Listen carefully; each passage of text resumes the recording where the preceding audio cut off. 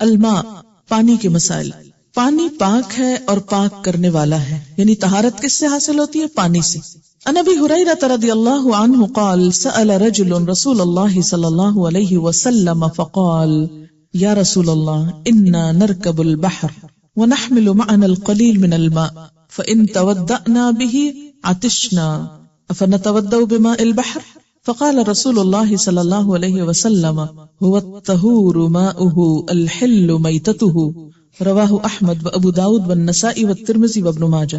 حضرت ابو ہریرہ رضی اللہ تعالیٰ عنہ کہتے ہیں کہ ایک آدمی نے رسول اللہ صلی اللہ علیہ وسلم سے پوچھا، اے اللہ کے رسول صلی اللہ علیہ وسلم، ہم سمندر کا سفر کرتے ہیں تو تھوڑا سا پانی ساتھ لے جاتے ہیں، اگر اس سے وضو کر لیں تو پیاسے رہ جائیں، کیا ہم سمندر کے پانی سے وضو کر لیں؟ آپ نے فرمایا سمندر کا پانی پاک ہے اور اس میں مرا ہوا جانور مچھلی حلال ہے، یعنی جو سمندر کے اندر ہی مر جائے تو وہ استعمال کی جا سکتی. پاک چیز پانی کا رنگ یا ذائقہ یا دونوں بدل دے تب بھی پانی پاک ہی رہتا ہے. ان ام ہانی رضی اللہ عنہا قالت اغتسل رسول اللہ صلی اللہ علیہ وسلم ہوا ومیمونۃ رضی اللہ عنہا فی قصعۃ فیہا اثر العجین رواہ النسائی. حضرت ام ہانی رضی اللہ تعالی عنہا فرماتی کہ رسول اللہ صلی اللہ علیہ وسلم اور حضرت میمونہ نے ایک ٹب کے پانی سے غسل فرمایا، یعنی جیسے ایک بالٹی سے دونوں نے پانی لیا، پانی میں گندھے ہوئے آٹے کا اثر تھا، یعنی اس ٹب کو دھونے کے لیے اس میں شاید پہلے آٹا گوندھا گیا تھا، اس کو دھونے کے لیے اتنا پانی شاید نہ ہو کیونکہ عرب کے اندر خاص طور پہ پانی کم ہوتا. تو بعض اوقات یہ ہے کہ بہت باریکی سے اگر برتن نہیں دھویا گیا اور اس میں پانی پڑ گیا اور اس سے نہانے کی ضرورت پیش آئی تو انسان نہا سکتا ہے، لیکن یہ کس چیز کے اثر سے؟ پاک چیز، جیسے آٹا پاک ہے، یا جیسے لیمن ڈراپس ڈال دیتے ہیں آپ نہاتے وقت پانی میں، یا کوئی اور اینٹی سیپٹک چیز ڈال دیتے ہیں، ونیگر ڈال دیتے ہیں، تو ان چیزوں سے، یا بعض اوقات کوئی آئل ڈال دیتے ہیں، تو ایسی چیزیں پانی کو ناپاک نہیں کرتی جب تک وہ خود پاک ہے. اب اس سے کیا ہوتا ہے؟ پانی کی خوشبو بدل جاتی ہے، بعض اوقات رنگ بدل جاتا ہے، بعض اوقات ذائقہ بدل جاتا ہے، تو اس سے پانی ناپاک نہیں ہوتا، اس سے طہارت حاصل کی جا سکتی ہے. بلی کا جھوٹا پانی ناپاک نہیں ہوتا، یعنی اگر ٹب میں سے بلی پانی پی گئی تو اس سے آپ نہا سکتے ہیں. میاں بیوی دونوں بیک وقت ایک ہی برتن کے پانی سے وضو کر سکتے ہیں، یعنی مرد کے پانی میں ہاتھ ڈالنے سے پانی ناپاک نہیں ہوتا کہ بیوی اس پانی سے نہا نہیں سکتی، یا عورت کے پانی میں ہاتھ ڈالنے سے پانی ناپاک نہیں ہو جاتا کہ دوسرا نہیں نہا سکتا اس سے. ان عائشہ رضی اللہ عنہا قالت كنت اتودع انا ورسول اللہ صلی اللہ علیہ وسلم من اناء واحد قد اصابت منه الحرة قبل ذلك رواہ ابن ماجہ. حضرت عائشہ رضی اللہ تعالی عنہا فرماتی ہیں کہ میں اور رسول اللہ صلی اللہ علیہ وسلم ایک ہی برتن سے وضو کرتے، حالانکہ اس پانی سے بلی پی چکی ہوتی. اسے ابن ماجہ نے روایت کیا ہے. ان ابی قتادہ رضی اللہ عنہ ان رسول اللہ صلی اللہ علیہ وسلم قال فی الحرة انها لیست بنجس انما ہی من الطوافین علیکم والطوافات رواہ ابو داود والنسائی والترمذی وابن ماجہ. حضرت ابو قتادہ رضی اللہ تعالی عنہ سے روایت ہے کہ رسول اللہ صلی اللہ علیہ وسلم نے بلی کے بارے میں فرمایا کہ یہ ناپاک نہیں ہے بلکہ تمہارے پاس گھروں میں آتی جاتی رہتی ہے. اسے ابو داود، نسائی، ترمذی اور ابن ماجہ نے روایت کیا ہے. استعمال شدہ پانی میں نجاست نہ پڑی ہو تو پاک ہی رہتا ہے. نجاست کا کیا معنی ہے؟ کوئی ڈرٹ یا فلتھ وغیرہ. ان جابر بن عبد اللہ رضی اللہ عنہما قال جاء رسول اللہ صلی اللہ علیہ وسلم يعودنی وانا مريض لا اعقل فتودأ وصب علی من وضوئه فاقلت رواہ البخاری. حضرت جابر بن عبد اللہ رضی اللہ تعالی عنہما کہتے ہیں کہ میں بیماری کی وجہ سے بے ہوش تھا، بخار وغیرہ ہوگا شاید. رسول اللہ صلی اللہ علیہ وسلم میری بیمار پرسی کے لیے تشریف لائے، آپ نے وضو کیا اور وضو سے بچا ہوا پانی مجھ پر ڈال دیا. یعنی جیسے کسی اونچی جگہ پر بیٹھ کے وضو وغیرہ کرتے ہیں، ہاتھ دھوئے، بازو دھوئے، چہرہ دھویا، تو وہ جو پانی بچا وہ پانی صرف جسم کو ٹچ کرنے سے ناپاک نہیں ہو جاتا، اسی پانی کو آپ نے جابر کے اوپر ڈال دیا تو ان کو ہوش آ گیا. اسے بخاری نے روایت کیا ہے. پانی میں نجاست شامل ہو جائے تو پانی ناپاک ہو جاتا ہے. ان جابر رضی اللہ عنہ ان رسول اللہ صلی اللہ علیہ وسلم انہ نہا ان یبال فی الماء الراکد رواہ مسلم. حضرت جابر رضی اللہ تعالی عنہ سے روایت ہے کہ رسول اللہ صلی اللہ علیہ وسلم نے کھڑے پانی میں پیشاب کرنے سے منع فرمایا. کھڑا پانی سے مراد کیا ہے؟ جیسے کسی ٹب میں ہے، بالٹی میں ہے، یا کسی ایسی جگہ پر ہے جو بہ نہیں رہا، پونڈ ہے لیکن چھوٹا ہے. اسے مسلم نے روایت کیا ہے. آداب الخلا. خلا کا لفظی مطلب ہوتا ہے خالی ہونا. مراد اس سے یہ ہے کہ ایسا وقت جس میں انسان تنہا ہو اور اپنی ضرورت جو ایک فطری ضرورت ہے، کال آف نیچر ہے، اس کو پورا کرے۔ اسلام چونکہ ایک مکمل ضابطۂ حیات ہے، زندگی کے ہر معاملے میں انسان کو رہنمائی دیتا ہے، اس لیے ایسے معاملات میں بھی ایک مسلمان کو تعلیمات دی گئی ہیں۔ اسلام صرف انسان کی پبلک لائف یا لوگوں کے درمیان رہنے کے آداب ہی نہیں سکھاتا، بلکہ اس کے ساتھ ساتھ زندگی میں جو بھی کوئی ضروریات انسان کو پیش آ سکتی ہیں، ان سب کے بارے میں بہترین رہنمائی فراہم کرتا ہے۔ روایات میں آتا ہے کہ یہود نے ایک مرتبہ مسلمانوں کا مذاق اڑایا اسی بات پر کہ تمہارا پیغمبر کیسا پیغمبر ہے جو تمہیں رفع حاجت کے آداب بھی بتاتا ہے۔ تو اس پر مسلمانوں نے کسی قسم کا کوئی احساس کمتری محسوس نہیں کیا، بلکہ اس کو دین کا ایک بہترین حصہ قرار دیا کہ ہاں واقعی ہمارا دین ہمیں چھوٹے چھوٹے معاملات میں بھی بہترین رہنمائی فراہم کرتا ہے، کیونکہ ہمارا دین کوئی مصنوعی دین نہیں، صرف ظاہریت کی اصلاح نہیں کرنا چاہتا، انسان کے ظاہر کے ساتھ اس کی تنہائی کے اوقات، اس کے اپیرنس سے لے کر اس کے انر سیلف، ہر چیز کی اصلاح اور تزکیہ اور بھلائی چاہتا ہے۔ اسی لیے یہ آداب ہمیں سکھائے گئے ہیں۔ پہلی بات یہ کہ بیت الخلاء میں داخل ہونے اور نکلنے کے وقت دعا پڑھنا چاہیے، یعنی اس موقع پر بھی رب کو نہیں بھولنا چاہیے۔ ٹوائلٹ میں جاتے ہوئے کیا پڑھا جائے؟ ان انس رضی اللہ عنہ قال کان رسول اللہ صلی اللہ علیہ وسلم اذا دخل الخلاء یقول اللہم انی اعوذ بک من الخبث والخبائث، متفق علیہ۔ حضرت انس رضی اللہ تعالی عنہ فرماتے ہیں کہ رسول اللہ صلی اللہ علیہ وسلم جب بیت الخلاء میں داخل ہوتے تو فرماتے اللہم انی اعوذ بک من الخبث والخبائث، یا اللہ میں ناپاک جنوں اور جننیوں سے تیری پناہ مانگتا ہوں۔ اسے بخاری اور مسلم نے روایت کیا ہے۔ یاد رکھیے کہ گزشتہ زمانے میں لوگوں کے گھروں کے اندر ایسے انتظامات نہیں تھے۔ ایسی ضرورت پوری کرنے کے لیے لوگ عموماً گھر سے باہر دور خالی جگہ پر خلا میں چلے جاتے، جہاں دور دور تک کوئی نظر نہ آتا، ویرانہ جگہ ہوتی، اور ویرانہ ہونے کی وجہ سے بھی بسا اوقات اس بات کا خدشہ ہوتا کہ جن یا مؤنث جن یعنی جننیاں انسان پر حملہ آور نہ ہو۔ کیوں؟ اس لیے کہ ایسے موقع پر یعنی شیطان جو ہے وہ گندگی کو پسند کرتا ہے، عموماً جنوں کا ٹھکانہ ویرانوں میں ہوتا ہے، تو اس بات کا خطرہ تھا کہ وہ انسان کو نقصان نہ دے۔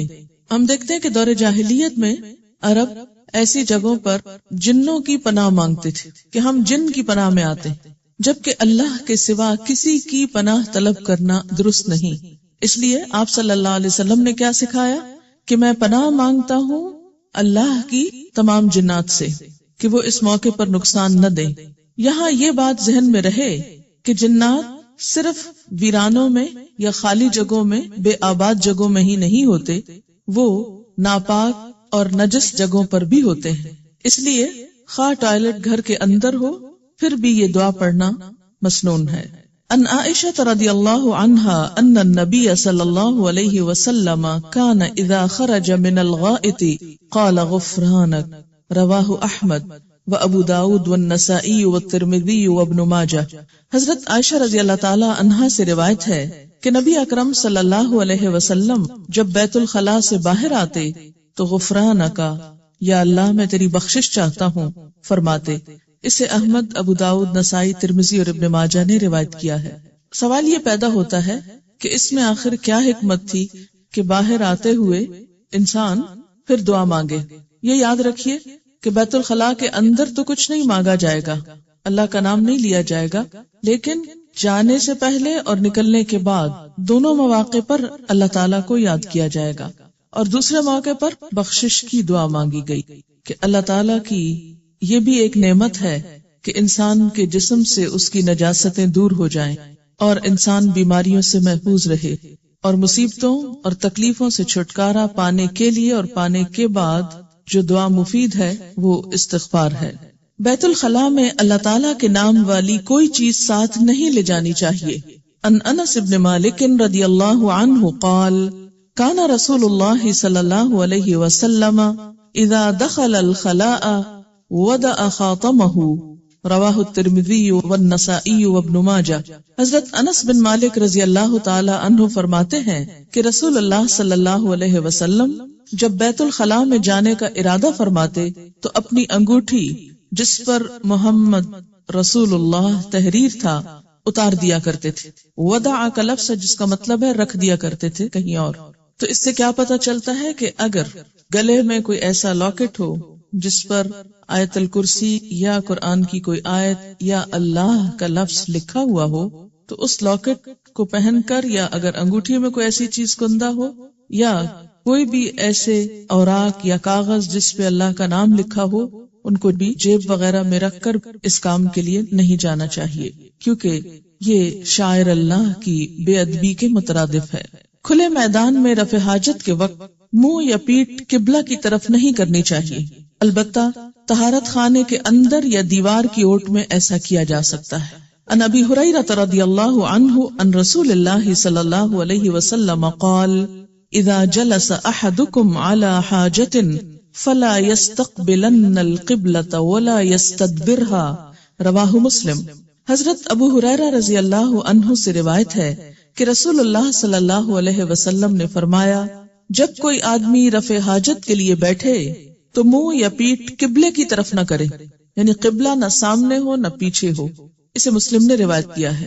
لیکن دوسری روایت دیکھیے، عن ابن عمر رضی اللہ عنہما قال رقیت علی بیت اختی حفصہ فرأیت رسول اللہ صلی اللہ علیہ وسلم قاعدا لحاجته مستقبل الشام مستدبر القبلة، رواہ مسلم۔ حضرت عبداللہ بن عمر رضی اللہ تعالی عنہما فرماتے ہیں کہ میں اپنی بہن ام المؤمنین حضرت حفصہ رضی اللہ تعالی عنہا کے گھر کی چھت پر چڑھا تو میں نے رسول اللہ صلی اللہ علیہ وسلم کو چھت پر رفع حاجت کے لیے بیٹھے ہوئے دیکھا۔ آپ صلی اللہ علیہ وسلم کا منہ شام کی طرف اور پیٹھ قبلے کی طرف تھی۔ اسے مسلم نے روایت کیا ہے۔ تو اس سے کیا پتہ چلتا ہے کہ کسی دیوار یا بند کمرے کے اندر اگر پیٹھ قبلے کی طرف ہو جائے تو کوئی حرج نہیں۔ مسلمان ملکوں میں تو عام طور پر ایسا ہوتا ہے کہ ٹوائلٹ بناتے وقت اس بات کا خیال رکھا جاتا ہے کہ قبلہ سامنے یا پیچھے کی طرف نہ ہو، لیکن عام طور پر جب آپ ایسے ممالک میں جاتے ہیں کہ جہاں پر کوئی بھی فن تعمیر اسلامی اصولوں کے تحت نہیں ہوتا تو وہاں بسا اوقات ایسی چیز دیکھنے میں آتی ہے کہ آپ کا رخ عین قبلے کی طرف ہوگا یا بیک ہو سکتی ہے، تو اس میں ایسا نہیں کہ انسان اپنی حاجت کو پورا نہ کرے۔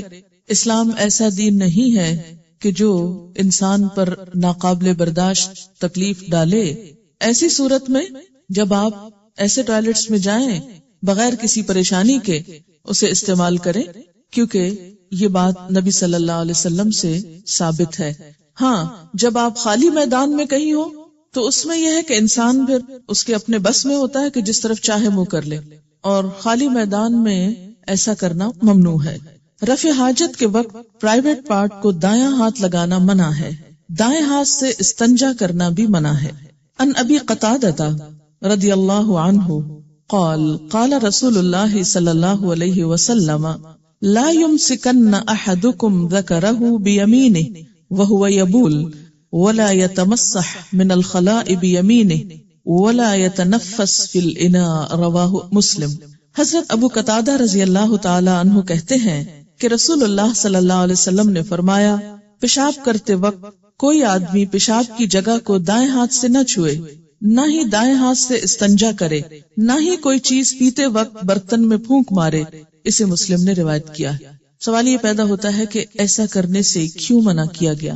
اسلام میں ہر چیز کا ادب سکھایا گیا ہے، اور ایک بنیادی ادب کیا ہے کہ سب اچھے کام، صاف ستھرے کام دائیں ہاتھ سے کیے جائیں، اور نجس کام یا جن چیزوں میں ناپاکی ہے وہ بائیں ہاتھ سے کیے جائیں۔ مثلا اگر آپ کو ناک صاف کرنا ہے تو بایاں ہاتھ استعمال کریں۔ استنجا کرنا ہے، اور استنجا کا مطلب کیا ہے کہ اپنے آپ کو واش کرنا ہے رفع حاجت کے بعد، تو بائیں ہاتھ سے نجاست دور کریں۔ اسی طرح کھانے میں پھونک نہیں مارے۔ یہ تو آج ہم کو پتا چلا کہ انسان کی پھونک میں کاربن ڈائی آکسائڈ ہے جو ایک زہریلی گیس ہے اور نقصان دہ ہے صحت کے لیے، اس لیے اس کو نہیں پھونکنا چاہیے. لیکن 1400 سال پہلے یہ ادب سکھا دیا گیا کہ کھانے کے اندر مت پھونکو. بہت سے لوگ مسلمان ہوتے ہوئے ان آداب کو ملحوظ نہیں رکھتے اور اسلام کا حسن ختم ہو کر رہ جاتا ہے جو دراصل انسان کی شخصیت میں جھلکتا ہے. کیا گرم چائے ہے تو پھونکے مار مار کے پی رہے ہیں، نوالے کو ٹھنڈا کرنا ہے تو منہ سے ٹھنڈا کر رہے ہیں. یہ حرکتیں کسی مسلمان کی نہیں ہو سکتی. ہمیں خود بھی ان چیزوں سے بچنا چاہیے اور اپنے بچوں کو بھی یہ ادب سکھانا چاہیے. طہارت دائیں طرف سے شروع کرنی چاہیے. ان عائشہ رضی اللہ عنہا قالت ان كان رسول اللہ صلی اللہ علیہ وسلم ليحب التيمن في طهوره اذا تطهر وفي ترجله اذا ترجل وفي انتعاله اذا انتعل. رواہ مسلم. حضرت عائشہ رضی اللہ تعالی عنہا فرماتی ہیں کہ رسول اللہ صلی اللہ علیہ وسلم طہارت کرنے، کنگھا کرنے، جوتا پہننے میں دائیں طرف سے آغاز پسند فرمایا کرتے تھے. اسے مسلم نے روایت کیا ہے. کان رسول اللہ صلی اللہ علیہ وسلم لا يحب التيمن في طهوره اذا تطهر وفي ترجله اذا ترجل وفي انتعاله اذا انتعل. رواہ مسلم. طہارت کرنے میں جیسے ہاتھ دھو رہے ہیں تو پہلے دایاں ہاتھ، مثلاً آپ برش کر رہے ہیں تو پہلے دائیں طرف کے دانتوں کو صاف کیا جائے، کنگھی کر رہے ہیں تو پہلے دائیں طرف کے بال جو ہیں ان کو سیدھا کیا جائے. اسی طرح جوتا پہن رہے ہیں تو پہلے دایاں جوتا پہنا جائے. کرنے کو یہ چھوٹے چھوٹے کام ہیں لیکن یہی ایک مسلمان کی شناخت بن جاتے ہیں. راستے اور سائے کی جگہ میں رفع حاجت کرنا منع ہے. عن ابی ہریرہ رضی اللہ عنہ ان رسول اللہ صلی اللہ علیہ وسلم قال اتقوا اللاعنین قالوا وما اللاعنان یا رسول اللہ قال الذي يتخلى في طريق الناس او في ظلهم. رواہ مسلم. حضرت ابو ہریرہ رضی اللہ تعالی عنہ سے روایت ہے کہ رسول اللہ صلی اللہ علیہ وسلم نے فرمایا لوگو لعنت کے دو کاموں سے بچو. صحابہ کرام نے عرض کیا یا رسول اللہ صلی اللہ علیہ وسلم لعنت کے وہ دو کام کون سے ہیں؟ آپ نے فرمایا لوگوں کی گزرگاہ اور سایہ دار جگہ پر رفع حاجت کرنا. اسے مسلم نے روایت کیا ہے. اس کو لعنت کے کام کیوں کہا گیا؟ اس لیے کہ جب کوئی شخص ایسا اذیت دینے والا کام کرے گا تو لوگوں کی بد دعا لے گا، لوگوں کو ستائے گا اور ان کے دل کی آہ لے گا. اور ایسا شخص جو لوگوں کو ستانے اور تکلیف دینے کا سبب بنے خود اس پر پھر رحمت کہاں سے ہو سکتی؟ لعنت کا مطلب کیا ہے؟ رحمت سے محرومی. کبھی بھی کسی گزرگاہ میں، گزرنے کی جگہ پر اور سایہ دار جگہ پر جو لوگوں کے بیٹھنے، آرام کرنے یا سکون لینے کی ہو، یا اس کے علاوہ کوئی بھی اور جگہ جو دوسروں کے سامنے ہو، یعنی جہاں لوگوں کی نظر پڑتی.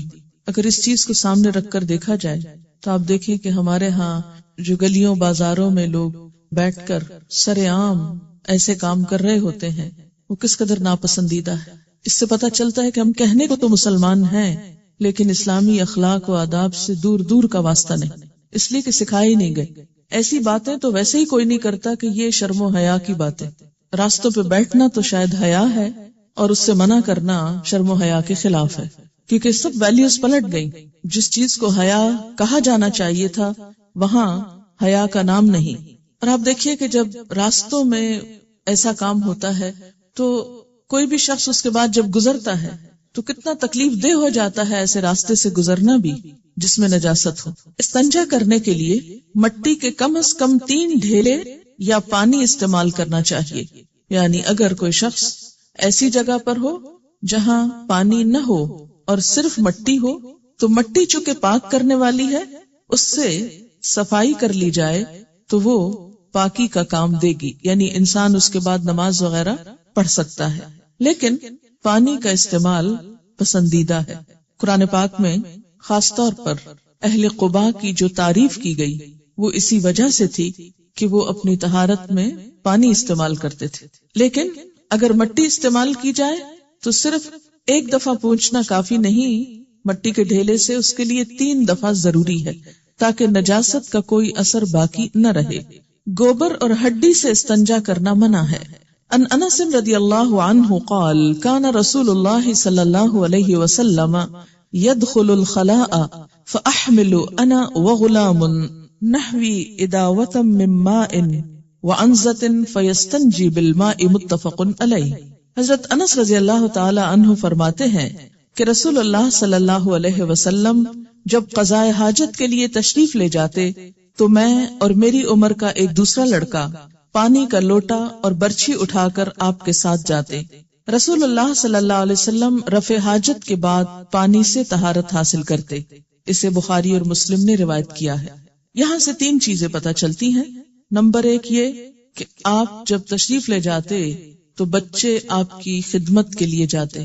اس سے کیا پتہ چلتا ہے کہ بڑوں کی خدمت، خواہ وہ والدین ہوں، نانا نانی ہوں، دادا دادی ہوں، یا کوئی اور بزرگ ہوں یا استاد ہوں، ایسا کرنا بھی سنت سے ثابت ہے۔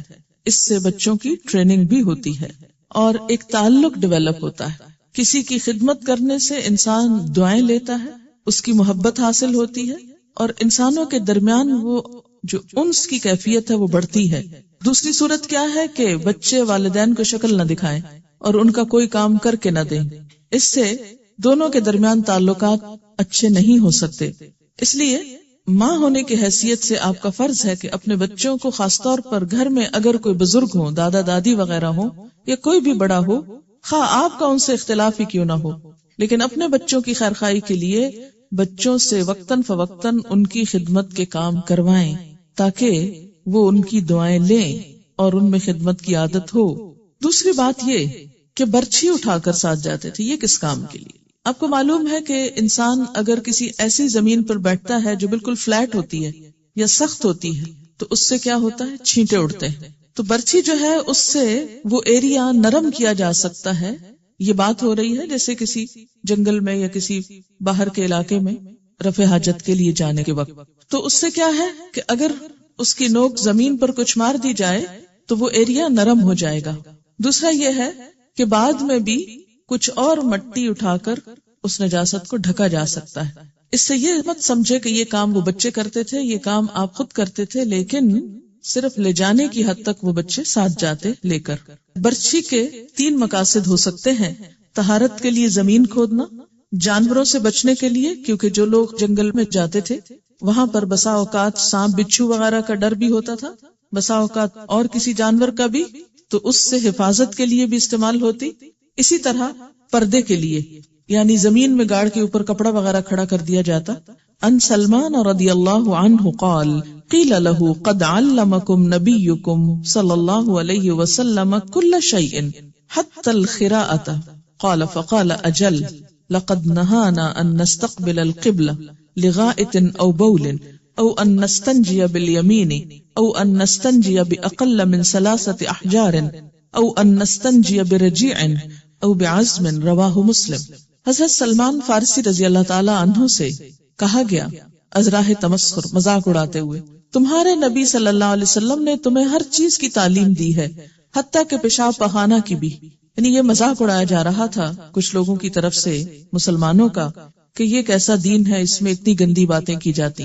حضرت سلمان فارسی رضی اللہ تعالی عنہ نے کہا، ہاں رسول اللہ صلی اللہ علیہ وسلم نے ہمیں رفع حاجت کرتے وقت قبلے کی طرف منہ کرنے سے منع فرمایا، استنجا کرتے وقت دایاں ہاتھ استعمال کرنے سے منع فرمایا، 3 پتھروں سے کم میں استنجا کرنے سے منع فرمایا، نیز گوبر اور ہڈی کے ساتھ استنجا کرنے سے منع فرمایا۔ اسے مسلم نے روایت کیا۔ یعنی بجائے شرمانے کے اور جھجکنے کے اور جھینپنے کے اور شرمندہ ہونے کے، کیا ہے اس تعلیم کو واضح کر دیا جائے کہ ہاں ہم ایسے مواقع پر بھی نہایت ادب والے لوگ ہیں، بہت سے ایٹیکیٹس جانتے ہیں۔ نماز سے قبل بیت الخلاء سے فارغ ہونا ضروری ہے۔ رفع حاجت کے وقت نماز کھڑی ہو جائے تو پہلے اطمینان سے رفع حاجت سے فارغ ہونا چاہیے۔ یعنی یہ بھی ادب کے خلاف ہے کہ انسان کو ضرورت کہیں اور جانے کی ہے اور وہ جائے نماز پہ کھڑا ہو جائے اور سارا دھیان اس کا کسی اور طرف ہی رہے۔ اس سے نماز میں خشوع و خضوع نہیں آ سکتا۔ ان عبداللہ ابن ارقم قال قال رسول اللہ صلی اللہ علیہ وسلم اذا اراد احدکم الغائط وَأُقِيمَتِ الصَّلَاةُ فَلْيَبْدَأْ بِهِ، رواہ ابن ماجہ۔ حضرت عبداللہ بن ارقم رضی اللہ تعالی عنہ کہتے ہیں کہ رسول اللہ صلی اللہ علیہ وسلم نے فرمایا جب کوئی شخص بیت الخلاء میں آنے کا ارادہ کرے اور ادھر نماز کھڑی ہو جائے تو اسے پہلے بیت الخلاء سے فارغ ہو جانا چاہیے.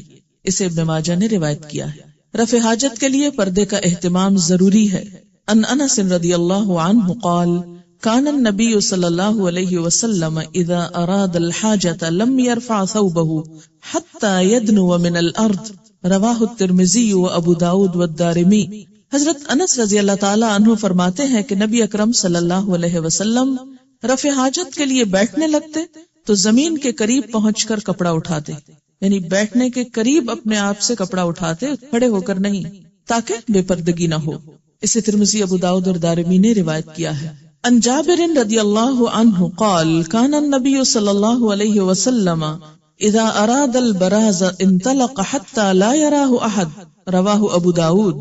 حضرت جابر رضی اللہ تعالی عنہ فرماتے ہیں کہ نبی اکرم صلی اللہ علیہ وسلم جب رفع حاجت کا ارادہ فرماتے تو بستی سے اتنے دور نکل جاتے کہ کوئی بھی آپ کو دیکھ نہ پاتا. اسے ابو داؤد نے روایت کیا ہے. ایسے موقع پر تنہائی اور کسی کے سامنے نہ ہونا یہ بھی مہذب ہونے کی علامت ہے. آج کی بہت سی مہذب قومیں اس سے خالی ہیں، اس تہذیب سے، اس سلیقے سے. یونیورسٹی میں میری ایک کلیگ تھی، وہ چائنا گئی چھٹیوں میں، سمر میں واپس آئی تو میں نے ان سے پوچھا کہ کیسا رہا، تو انہوں نے بتایا کہ باقی تو سب ٹھیک تھا لیکن ایک چیز کی بہت تکلیف تھی، اور وہ یہ کہ سفر کے دوران بعض جگہ پر ایسے پبلک ٹوائلٹس میں جانے کا اتفاق ہوا کہ جہاں پردے کا پوری طرح اہتمام نہیں تھا، اور اس چیز کی بے حد تکلیف ہوتی تھی کیونکہ ان کے ہاں اس قسم کی شرم و حیا کا خاص تصور ہی نہیں تھا. لیکن اسلام ایسے مواقع پر یہ ادب سکھاتا ہے کہ انسان دوسروں کے سامنے نہ ہو. اور اس میں ایک حکمت، ایک بات تو شرم و حیا کی ہے ہی، لیکن دوسری حکمت کیا ہے کہ اس سے دوسروں کو اذیت بھی ہوتی ہے، تو دوسروں کو اذیت سے بچایا جائے. مٹی کے 3 ڈھیلوں سے استنجا کرنے کے بعد پانی استعمال کرنا ضروری نہیں. ان عائشہ رضی اللہ عنہا قالت قال رسول اللہ صلی اللہ علیہ وسلم اذا ذهب احدكم الى الغائط فليذهب معه ب3 احجار يستطيب بهن فانها تجزئ عنه رواہ احمد و ابو داود والنسائی والدارمی. حضرت عائشہ رضی اللہ تعالی عنہا کہتی ہیں کہ رسول اللہ صلی اللہ علیہ وسلم نے فرمایا جب رفع حاجت کے لیے جاؤ تو مٹی کے 3 ڈھیلے ساتھ لے جاؤ، پانی کی بجائے یہی کافی ہیں. یعنی ڈھیلوں سے مکمل طہارت حاصل ہو جائے گی جس کے بعد نماز پڑھنا جائز ہے، الا یہ کہ اگر پانی ہو تو استعمال کرنا افضل ہے، اگر نہیں تو دل میں کوئی خلش نہ رہے کہ ہم ناپاک ہیں اور ہم نماز نہیں پڑھ سکتے. مٹی سے بھی مکمل طہارت حاصل ہو جاتی. استنجا اور وضو کے لیے الگ الگ برتن استعمال کرنے چاہیے، یعنی وضو کا لوٹا الگ ہو، استنجے کا لوٹا الگ ہو. اور اس کی وجہ کیا ہے؟ بنیادی طور پر کہ ہو سکتا ہے کہ استنجے کا لوٹا کسی وجہ سے نجس ہو گیا ہو، اور اگر اسی میں پانی ڈال کر کلی کر رہے ہیں، ناک میں پانی ڈال رہے ہیں، ہاتھ منہ دھو رہے ہیں، تو ہو سکتا ہے کہ نجاست کا کوئی حصہ جسم کے اندر چلا جائے اور وہ صحت کے لیے بھی نقصان دہ ہو، یا پھر یہ کہ اس سے مکمل طہارت حاصل نہ ہو. استنجا کرنے کے بعد ہاتھ پاک کرنے کے لیے کلمہ شہادت پڑھنا سنت سے ثابت نہیں. عن ابی ہریرہ رضی اللہ عنہ قال كان النبی صلی اللہ علیہ وسلم اذا اتى الخلاء اتيته بماء في تورة او ركوة فاستنجى ثم مسح يده على الارض ثم اتيته باناء آخر فتودأ رواہ ابو داود. حضرت ابو ہریرہ رضی اللہ تعالی عنہ فرماتے ہیں کہ نبی اکرم صلی اللہ علیہ وسلم جب بیت الخلاء کے لیے تشریف لاتے تو میں آپ کو پانی کا لوٹا یا چمڑے کی چھاگل لا کر دیتا. آپ صلی اللہ علیہ وسلم استنجا کرتے اور مٹی پر ہاتھ مل کر صاف کرتے، پھر میں آپ کو دوسرے برتن میں پانی دیتا تو آپ وضو فرماتے. اسے ابو داؤد نے روایت کیا ہے. اس سے بھی کیا پتہ چلتا ہے کہ ایک تو وضو اور استنجے کا برتن الگ الگ، دوسرے اگر صابن میسر نہ ہو، بعض اوقات آپ ایسی جگہ پر ہوتے ہیں کہ جہاں صابن نہیں ہوتا، تو ایسے موقع پر بھی انسان کو ہاتھ صاف کرنے چاہیے، اور اس کے لیے مٹی بہترین جراثیم کش ہے. مٹی کے ساتھ ہاتھ رگڑ کر، جیسے برتنوں کے اوپر بسا اوقات لوگ راکھ اور مٹی وغیرہ مل کے ان کو صاف کرتے ہیں، اسی طرح ہاتھوں کے اوپر بھی مٹی مل کے ان کو دھویا جا سکتا ہے. رفع حاجت کے دوران بات کرنا منع ہے۔ ان ابن عمر رضی اللہ عنہما ان رجلا مر ورسول اللہ صلی اللہ علیہ وسلم یبول فسلم فلم يرد علیہ، رواہ مسلم۔ حضرت عبداللہ بن عمر رضی اللہ تعالی عنہما سے روایت ہے کہ رسول اللہ صلی اللہ علیہ وسلم پیشاب کر رہے تھے، ایک آدمی کا ادھر سے گزر ہوا، اس نے آپ کو سلام کیا لیکن آپ نے اس کا جواب نہیں دیا، اسے مسلم نے روایت کیا ہے۔ رفع حاجت کرنے کے بعد استنجا کرنے سے طہارت حاصل ہو جاتی ہے، وضو کرنا ضروری نہیں، یعنی کر لیا جائے تو اچھا ہے، لیکن اگر کوئی وضو نہیں کر سکتا تو صرف استنجا بھی کافی ہے۔ ان ابن عباس رضی اللہ عنہما یقول كنا عند النبي صلی اللہ علیہ وسلم فجاء من الغائط وأتي بطعام فقيل له الا تتوضأ قال لما للصلاة، رواہ مسلم۔ حضرت عبداللہ بن عباس رضی اللہ تعالی عنہما فرماتے ہیں کہ ہم نبی اکرم صلی اللہ علیہ وسلم کے پاس تھے، آپ رفع حاجت کے بعد تشریف لائے تو کھانا لایا گیا، عرض کیا گیا آپ کھانے سے پہلے وضو نہیں فرمائیں گے؟ آپ نے ارشاد فرمایا کیا نماز پڑھنا ہے کہ وضو کروں؟ اسے مسلم نے روایت کیا ہے، اور اس سے کتنی آسانی ہو گئی، ورنہ اگر استنجا کے بعد وضو بھی لازم ہوتا تو لوگ کتنی مشقت میں پڑ جاتے۔ رفع حاجت سے طہارت حاصل کرنے کے بعد ہاتھوں کو مٹی یا صابن وغیرہ سے اچھی طرح صاف کرنا چاہیے۔ ان میمونۃ رضی اللہ عنہا ان النبی صلی اللہ علیہ وسلم اغتسل من الجنابۃ فغسل فرجہ بیدہ ثم دلک بها الحائط ثم غسلها ثم توضأ وضوءہ للصلاۃ، رواہ البخاری۔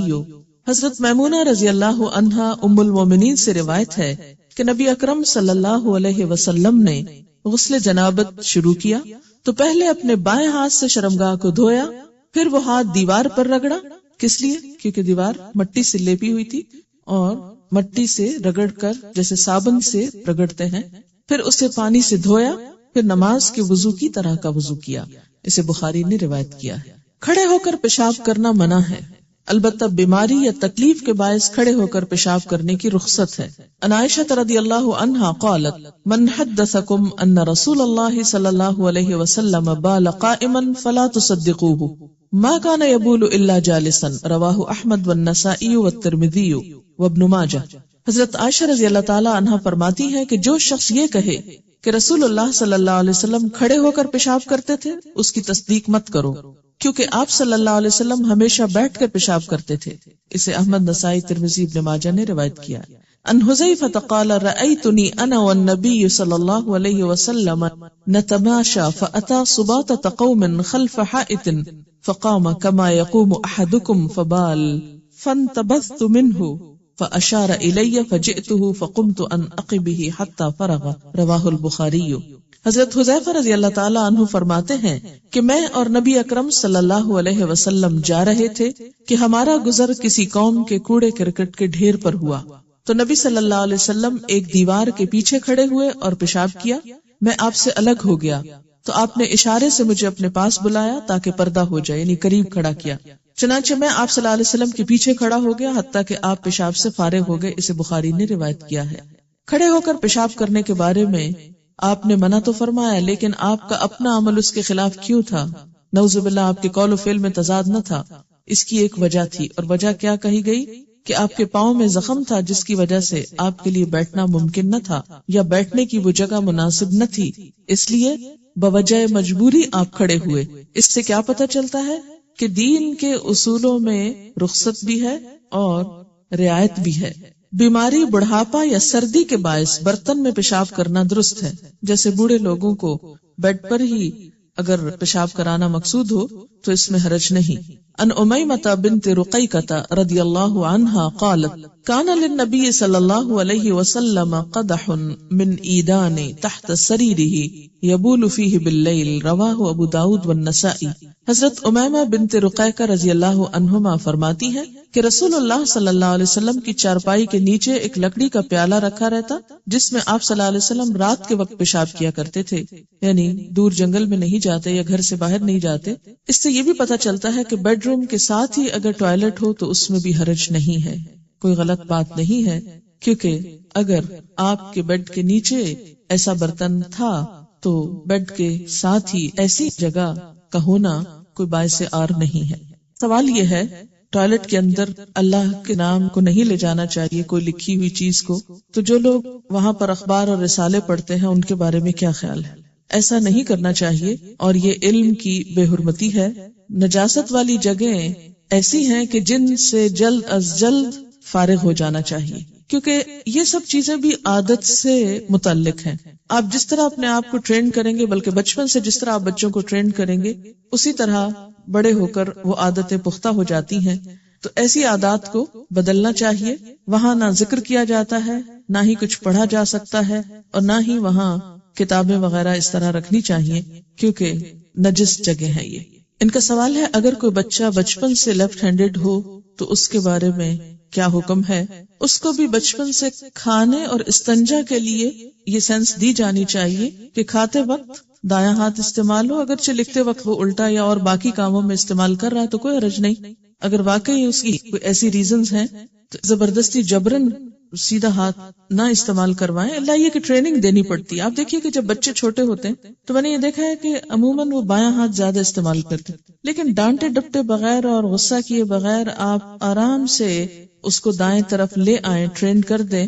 تو ایسا کرنا اگرچہ تھوڑا مشکل ہوگا لیکن ہو جاتا ہے. آپ کو معلوم ہے کہ جیپنیز اپنے بچوں کو صرف دائیں ہاتھ سے نہیں بائیں ہاتھ سے بھی لکھنا سکھاتے ہیں، ایکولی دونوں ہاتھوں سے لکھنا سکھاتے ہیں بچپن سے، اور بچے سیکھ جاتے ہیں. بچوں کو آپ جس طرح چاہیں ٹرین کر لیں. حضرت عمر رضی اللہ تعالیٰ عنہ کے بارے میں بھی آتا ہے کہ وہ دونوں ہاتھوں میں برابر کی قوت رکھتے تھے، دونوں ہاتھ استعمال کر سکتے. لیکن یہ ہوتا ہے کہ کسی شخص کے ایک ہاتھ میں قوت زیادہ ہوتی ہے دوسرے کی نسبت، اور بعض لوگوں کی یہ بائیں ہاتھ میں زیادہ ہوتی ہے. پھر بسا اوقات والدین کی غفلت سے وہ چیز روٹین یا عادت میں شامل ہو جاتی ہے. ایسی شکل میں بھی نجاست کے لیے بایاں ہاتھ ہی مخصوص ہونا چاہیے اور کھانے کے لیے دایاں ہاتھ. کیونکہ ایک حدیث میں آتا ہے کہ ایک شخص جو بائیں ہاتھ سے کھا رہا تھا، آپ نے اس کو بائیں ہاتھ سے کھانا منع کیا تو اس نے کہا میں دائیں سے کھا نہیں سکتا. تو آپ ناراض ہوئے اور فرمایا خدا کرے کبھی نہ کھا سکو. اور پھر کہا جاتا ہے کہ وہ شخص مرتے دم تک اپنا دایاں ہاتھ منہ تک نہ لے جا سکا. تو اس سے پتہ چلتا ہے کہ نبی صلی اللہ علیہ وسلم نے اس چیز کو بہت سخت ناپسند کیا کہ کھانے کے وقت بایاں ہاتھ استعمال کیا جائے. یہ جو ٹوائلٹس ہیں یا نجس جگہ ہیں، یہ شیطان کی آماج گاہیں بھی ہوتی ہیں، اور اس کے علاوہ ناپسندیدہ جگہ بھی ہیں. ایسی جگہوں پر بلا ضرورت بہت دیر بیٹھے رہنا یہ درست نہیں ہے، کیونکہ جادوگر عموماً نجس چیزوں کا استعمال کرتے ہیں جادو میں، اور جنات کا حملہ بھی یہیں پر ہوتا ہے. انگزائٹی وغیرہ کے امراض پیدا ہو سکتے ہیں.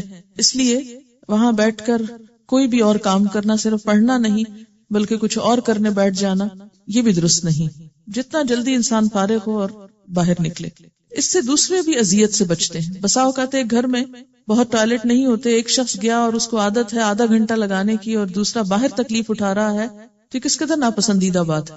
ہسبینڈ اینڈ وائف میں بعض اوقات صرف کلیشز اس بات پر ہو جاتے ہیں کہ ایک جو ہے وہ بہت زیادہ ٹائم اس میں استعمال کرتا ہے اور دوسروں کو بلا وجہ اذیت میں مبتلا کرتا ہے. تو اس میں یہ ہے کہ جتنا جلدی انسان ان چیزوں سے فارغ ہو تو بہتر ہے. لکھا کہ مسلم شاور ہو تو ہاتھ سے استنجا کرنا ضروری ہے یا نہیں؟ صرف شاور سے کیسے استنجا ہو سکتا ہے؟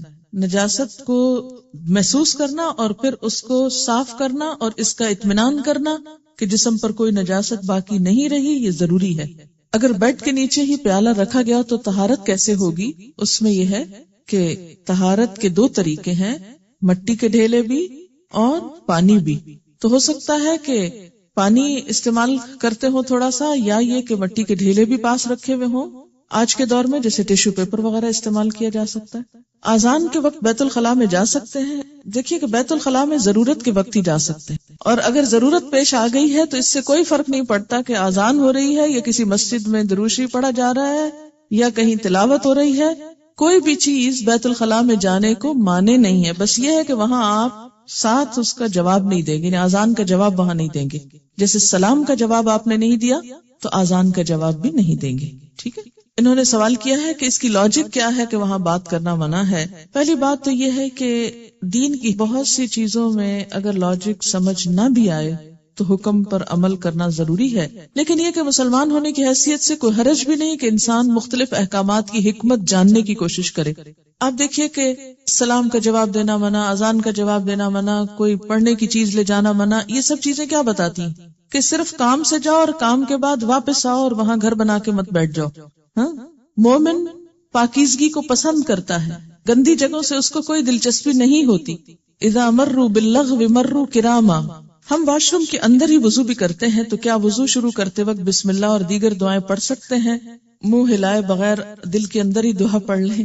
اس میں ایسا ہے کہ آج کل کے جو واش رومز ہیں جن میں کوئی نجاست سامنے نہیں ہوتی اور سب کچھ پانی سے بہا دیا جاتا ہے، تو جب نجاست باقی نہیں رہتی تو باقی اگر اس جگہ کو نہانے کے لیے استعمال کیا جا رہا ہے جو وضو کے لیے استعمال کی جا رہی ہے، اور وضو سے پہلے اگر دعا پڑھی جا رہی ہے اور بعد میں، تو اس میں حرج نہیں ہے۔ ہاں، اگر نجاست وہاں موجود ہے کسی بھی طرح تو اس صورت میں آپ نہیں پڑھیں گے، کیونکہ اللہ کا نام پاکیزہ ہے اور پاکیزہ جگہ پر ہی لینا چاہیے۔ انہوں نے ایک دو حکمت اور بھی بیان کی ہے، اور وہ یہ کہ انسان کے جسم سے جو فاسد مادے نکلتے ہیں اس میں مختلف قسم کے ہارمفل بیکٹیریا شامل ہوتے ہیں۔ اگر انسان ایسی جگہوں پر بہت دیر بیٹھا رہتا ہے تو اس بات کا احتمال ہے کہ ہوا کے ساتھ وہ بیکٹیریا اور وائرسز شامل ہو کر دوبارہ انسان کی ناک کے راستے انسان کے جسم میں جائیں اور اس کو تکلیف دیں۔ دوسرا یہ کہ پیشاب کے اندر ایسڈ بھی ہوتا ہے، اور وہ جب جسم کو بہت دیر تک لگا رہتا ہے اور اس کو دھویا نہیں جاتا تو وہ بھی بیماری اور تکلیف کا سبب بنتا ہے۔ تو اس لیے کیا حکم ہے کہ ایسی اذیتوں سے، نجاستوں سے فارغ ہو کر اپنے آپ کو پاک کرو، صاف کرو اور فوراً وہاں سے ہٹ جاؤ۔ پھر آپ دیکھیے کہ مسلمان کو زیادہ دیر تک تنہائی میں بھی ننگے بیٹھنے سے منع کیا گیا ہے۔ واش رومز میں الماریاں اور ڈریسنگ کا سامان بھی ہوتا ہے، بچے بھی جاتے ہیں، ان کو تیار کرتے وقت باتیں بھی ہو جاتی، تو کیا یہ غلط ہے؟ جیسے کہ پہلے میں نے عرض کیا کہ اگر ٹوائلٹ صاف ہے، آپ نے ڈھک دیا اس کو، سیٹ اوپر ڈال دی اور اس کے بعد آپ باقی کام وہاں کر رہے ہیں، تو وہ اب کیا ہو گیا، ایک عام کمرے کی طرح ہی ہو گئی۔ بالکل ایسے جیسے آپ صلی اللہ علیہ وسلم کے بیڈ کے نیچے پاٹ تھا، تو اگر وہ پاٹ اٹھا لیا جاتا ہے تو وہ ایک عام بیڈ روم کی طرح ہو جاتا ہے۔ اسی طرح اگر نجاست ختم ہو جاتی، وہاں سے بالکل صاف کر دی جاتی ہے، ایگزاسٹ چل رہا ہے، کسی قسم کی کوئی بھی وہاں گندی چیز نہ اسمیل کی شکل میں ہے نہ کسی اور شکل میں، تو اسی جگہ کو دوسری چیزوں کے رکھنے، اٹھانے اور بات کرنے کے لیے استعمال کیا جا سکتا ہے۔ کہتے ہیں کہ بعض اوقات بیت الخلاء میں بھی بے دھیانی میں ذکر میں زبان چلتی جاتی ہے، تو ایسا کیا کیا جائے؟ جو کام بے دھیانی میں ہو جائے وہ تو اللہ تعالیٰ معاف کر دیتے ہیں، اور شیطان بھی عام طور پر ذکر بھلواتا ہے اور وہاں زیادہ یاد کرواتا ہے، شاید انسان تنہا ہوتا ہے۔ اگر بیت الخلاء کے اندر اللہ کا نام نہیں لینا چاہیے تو کیا کپڑے اتارتے وقت بسم اللہ پڑھی جائے گی؟ اتارنے سے پہلے پڑھی جائے گی۔ اور کپڑوں کا بھی حکم یہی ہے کہ بہت دیر اتار کر بغیر لباس کے نہ بیٹھا جائے۔ گوبر اور ہڈی کے استعمال کی ممانعت کیوں کہی گئی؟ ان دونوں میں جذب کی صلاحیت نہیں ہوتی۔ گوبر کو ایندھن کے طور پر استعمال کیا جاتا ہے، اکثر ان میں کیڑے پڑ جاتے ہیں جو نقصان دہ ہو سکتے ہیں اور وہ جسم کے اندر بھی جا سکتے ہیں۔ اسی طرح یہ کہ ہڈی کے بارے میں آپ صلی اللہ علیہ وسلم نے فرمایا کہ وہ تمہارے جن بھائیوں کی غذا ہے، یعنی انسان جیسے گوشت کھا کے ہڈی پھینک دیتا ہے تو جنات اس کو بطور غذا استعمال کرتے ہیں، تو اس کو ناپاک نہیں کرنا چاہیے۔ پبلک ٹوائلٹس میں عام طور پر باہر کے ملکوں میں پانی نہیں ہوتا، تو پھر کیا کیا جائے؟ اس کے 2-3 طریقے ہیں۔ ایک تو یہ کہ پیپسی کا کین وغیرہ جو ہوتا ہے یہ عام طور پر خالی مل بھی جاتا ہے، یا یہ کہ عموماً کوئی بھی سافٹ ڈرنک پینے کے بعد انسان اس کو تھوڑا سنبھال لے اور بیٹھنے سے پہلے کچھ نہ کچھ پانی ساتھ لے جائے، اس سے وہ باہر گرنے کا بھی اندیشہ نہیں ہوتا۔ اس سے پہلے ٹیشو سے اپنے آپ کو اچھی طرح صاف کر لے اور پھر واش کر لے۔ لیکن اگر کہیں کچھ بھی نہ ہو تو خالی ٹیشو سے بھی اگر ساری نجاست جذب ہو گئی ہے تو ٹھیک ہے، لیکن یاد رکھیے کہ ٹیشو کی ساخت اور صلاحیت اور مٹی میں فرق ہے۔ مٹی مکمل طور پہ پاک کر دیتی جبکہ ٹیشو مکمل طور پہ پاک نہیں کرتا، اس سے پھر بھی جسم کے اندر کچھ نہ کچھ چیزیں رہ جاتی، یعنی پہلے بھی آپ کو بتایا گیا تھا کہ مٹی کے اندر کچھ ایسے بیکٹیریاز ہوتے ہیں کہ جو اس نجاست کو ختم کرنے کا سبب بنتے ہیں۔ تیمم کے اندر یہ حکمت بتائی گئی تھی، آپ ایکٹینومائسیٹس مٹی کے اندر ہوتے ہیں جو نجاست کو صاف کرنے کا سبب بنتے ہیں، لیکن ٹیشو پیپر کے اندر ایسی چیز نہیں ہوتی، اس لیے ان دونوں کی ماہیت میں فرق ہے۔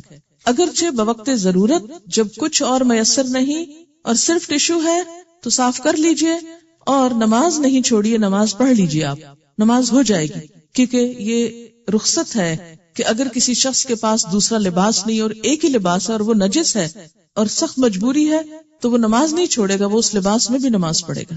ان کا سوال یہ ہے کہ اگر پیالہ خالی چھوڑ دیا جائے اور اس سے پورے کمرے میں جرمز پھیل جائیں گے تو یہ ہے کہ پیالہ ڈھکا بھی تو جا سکتا ہے نا، ٹھیک ہے؟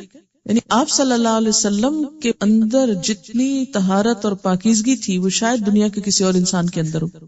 قرآن پاک میں آپ صلی اللہ علیہ وسلم کو مخاطب کر کے فرمایا گیا وَالرُّجْزَ فَاهْجُرْ، گندگی کو چھوڑ دیجیے۔ اگر فجر کی نماز میں آنکھ ذرا دیر سے کھلے کہ نماز کا وقت نکلا جا رہا ہے اور واش روم بھی جانا ضروری ہے اور واش روم میں دیر لگنے کا احتمال بھی ہے، نماز کا ٹائم نکل جائے اور واش روم سے فارغ نہ ہو تو صرف جلدی میں وضو کر کے نماز پڑھنے کھڑے ہو جائیں تو پھر کیا ایسا کرنا درست ہے؟ دیکھ لیجئے، اگر قابل برداشت ہے تو درست ہے، اور اگر آپ سمجھیں کہ آپ نماز میں نجس ہو جائیں گے تو پھر ایسی صورت میں اپنے اوپر ناروا بوجھ نہ ڈالیے اور آئندہ سے رات کو جلدی سوئیے تاکہ صبح آنکھ جلدی کھلے۔ کچھ لوگوں کو فون پر بھی بات کرنے کی عادت ہوتی ہے، واش رومز میں وہ کارڈلیس ساتھ لے جاتے ہیں، ایسا کرنا ناپسندیدہ ہے۔ میں نہاتے وقت پہلے میوزک سنا کرتی تھی، کیا اب اسماء الحسنی سن سکتی ہوں؟ نہیں، کچھ بھی نہیں سنیں گی آپ، بس اپنا کام ختم کریں گی اور جلدی باہر آئیں گی۔ کموڈ کے استعمال میں کوئی حرج نہیں ہے، کہیں ایسا منع نہیں کیا گیا، یہ ہے کہ صرف نجاست سے بچنا ضروری ہے، خواہ کموڈ ہو یا دوسرا WC ہو۔ گلے میں خانہ کعبہ کا لاکٹ پہن کر جایا جا سکتا ہے۔ آپ کو پتا ہے کہ خانہ کعبہ بھی شاعر اللہ میں سے ہے نا، اس کا احترام بھی ضروری ہے، تو ایسے لاکٹ صرف زینت کے مواقع پر پہنی اور باقی اوقات میں اتار دیجیے۔ رفع حاجت کے لیے پردے کا اہتمام ضروری ہے، اس کی دو حکمتیں ہو سکتی ہیں، ایک تو حیا کا تقاضا، دوسرے انسان اور جانور کا فرق بھی۔ جانوروں میں سے بھی بعض ہر جگہ نجاست نہیں بکھیرتے، بہت سمجھدار ہوتے ہیں، لیکن کچھ پرندے وغیرہ یہ نہیں دیکھتے کسی کا سر ہے یا کپڑا ہے یا کیا ہے، وہ شروع ہو جاتے ہیں۔ ایسی جگہوں پر کوئی بات نہ کرنے کی ایک وجہ یہ بھی ہے کہ فرشتے جو ہیں حفاظت کے اور دوسرے فرشتے وہ اس وقت ساتھ چھوڑ دیتے ہیں، تو اس وقت زیادہ دیر لگانا اپنے آپ کو حفاظت سے محروم کرنا، اسی وجہ سے پھر جنات کا حملہ بھی ہوتا ہے نا۔ کیا تسبیح جیب میں رکھ کر باتھ روم جا سکتے ہیں؟ کیا تسبیح شاعر اللہ میں سے ہے؟ وہ تو صرف گننے کا ایک آلہ ہے۔ یاد رکھیے کہ شاعر اللہ صرف وہ ہیں کہ جن کو اللہ تعالیٰ نے خود شاعر بنایا ہے، مثلاً قرآن پاک ہے یا پھر مساجد ہیں یا پھر اسی قسم کی اور چیزیں۔ جو آلات ہیں وہ شاعر نہیں ہیں۔ ان کا جواب بہت اچھے کہتے ہیں، ہم انگلیوں پہ بھی تسبیح پڑھتے ہیں، پھر انگلیاں بھی تو ساتھ لے جاتے ہیں۔ بیسیکلی جو بنیادی فرق ہے وہ کیا ہے کہ ہمیں منع کیا گیا ہے لکھی ہوئی چیز لے جانے سے، ٹھیک ہے؟ خانہ کعبہ کی بات ہوئی تھی، اب آپ کہیں گے وہ تو لکھی چیز نہیں، لیکن خانہ کعبہ ماڈل ہے، اللہ نے جس کو اپنا گھر کہہ دیا اس لیے اس کی بات کچھ اور ہے، اس کے گرد تو طواف بھی کیا جاتا ہے۔ اس کے ماڈل کو لے جانا اور ایک عام بیڈ کو لے جانا یہ دو مختلف چیزیں ہیں۔ سوال ہے، بعض اوقات بیت الخلاء جانے کے بعد دعا یاد آتی ہے، اس پر کیا کریں؟ کیا اندر پڑھیں گے؟ پھر جو بھول گیا سو بھول گیا، جو ہو چکا سو ہو چکا، اندر بیٹھ کر دعا نہیں پڑھی جائے گی، ٹھیک ہے؟ کبھی کبھی باتھ روم میں اذان کی آواز آتی ہے، خود بخود بے خیالی میں جواب دے دیتے ہیں، کیا یہ غلط ہے؟ بے خیالی بے دھیانی معاف ہے۔ حکم کیا ہے کہ جب کوئی چیز انسان بھول جائے تو جو ہی یاد آئے تو انسان اپنی اصلاح کر لے۔ مثلا نماز کے بارے میں آتا ہے کہ جب کوئی تم میں سے نماز پڑھنا بھول جائے تو جب یاد آئے پڑھ لے۔ ہاں، کلمہ طیبہ پڑھنا نہاتے وقت، یہ ہمارے یہاں ایک عام رواج، اور عموماً یہ ایک تصور پایا جاتا ہے کہ جب تک نہانے کے بعد یا نہاتے وقت شاید کلمہ طیبہ نہ پڑھا جائے اس وقت تک انسان پاک نہیں ہوتا، اور خصوصاً اگر ناپاکی سے نہانا ہو۔ ایسی کوئی بھی چیز سنت میں موجود نہیں ہے۔